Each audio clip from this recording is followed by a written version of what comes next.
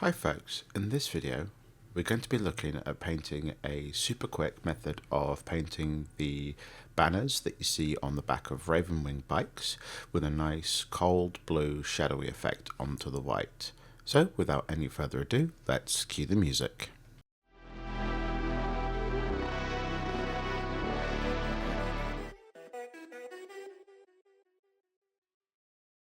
To start out with, I've created a base coat colour which is 50/50 Ulthuan grey from Games Workshop and matte white from Vallejo, but you could use any white that you'd like. I just happen to like this one. And I've created this mix because I want to try and cover this white area quickly without having to do lots of layering up.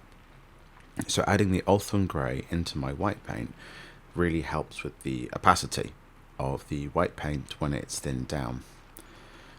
So there's no real secret to this. We've thinned this down a little bit more than usual to the point where you're looking to cover this in about 3 to 4 coats, and then take your favourite base coating brush and cover all the areas that you want to be white.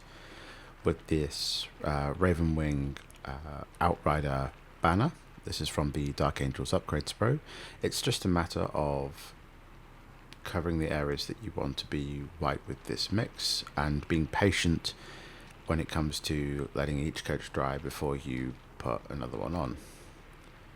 And the reason I'm doing this first is because it's much easier to tidy up with black paint later on than it is to try and redo all the white over a nicely highlighted black area.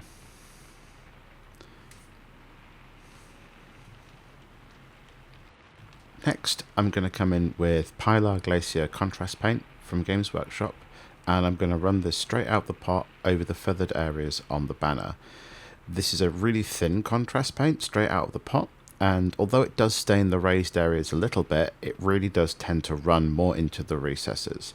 So this ridge between the two sets of feathers really gets the bulk of the contrast paint, as with the border between the white and the black. And as you can see, I'm wicking it a little bit with my brush to try and keep it too much off those raised areas. We are looking for this as a shadow. You can keep some of the blue onto the first half of the white areas, as we're going to touch up later, but you'll find that this really does add some nice color variation and some nice shadowing very quickly straight out of the pot without staining too much of your flat white areas.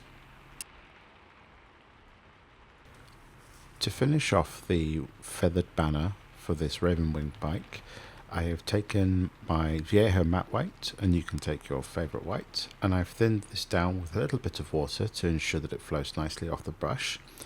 And with this, I'm just picking out the half that is furthest away from the deepest shadow, maybe 3/4 of the space of the raised flat area of these feathers, and just picking out the raised areas in short directional strokes with the brush.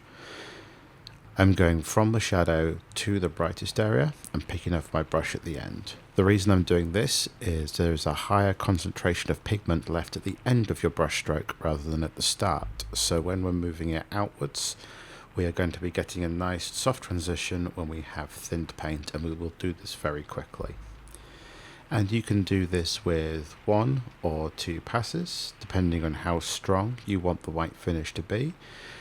But you'll find that this covers really nicely over the blue stained white contrast paint, and you'll find that you'll very quickly get a finish that you like. This is why I use the Vallejo matte white for this, rather than say White Scar from Games Workshop, because I feel that it's got really good coverage by itself without getting too clumpy, which leads us to a nice striking finish. And with that, the feathers on this Ravenwing banner are now complete. As you can see, this is a really nice finish, and it didn't take long to do at all. And with this, you can paint all the white areas of your Dark Angels or White Scars or anything else that you'd like to paint white with some texture detail very, very quickly, to a point where it looks like you've put a lot more effort into the model. So if you like this tutorial, why not consider subscribing? It's free of charge, it helps me out, and you get future videos like this one in your YouTube feed. So until next time, folks.